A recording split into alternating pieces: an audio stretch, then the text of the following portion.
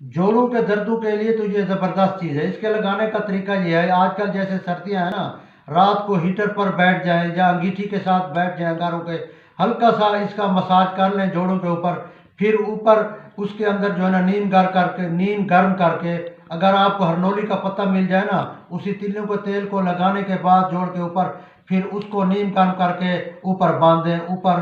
किसी मलमल का कपड़े को बांध दें। अगर हरनोली का पत्ता नहीं मिलता तो बरगे मदार, आग का पत्ता, वो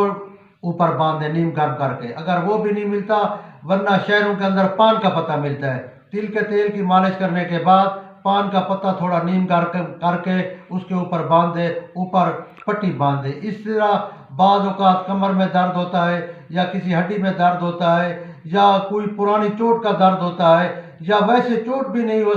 होती, वैसे कमज़ोरी की वजह से दर्द हो जाता है, उसके ऊपर भी ये तिलों का तेल हल्का सा लगाकर ऊपर नीम गर्म कोई पत्ता इनमें से हो, हरनोली का हो, आग का हो या पान का पत्ता हो, बांध कर आप रात को सो जाए, सुबह देखेंगे इंशाअल्लाह दर्द नहीं होगा। इस तरह दिन को तो इंसान काम करता है या बैठा रहता है, पट्टी नहीं बांधी जा सकती, पता नहीं, तो धूप के अंदर बैठकर या कोलों के अंदर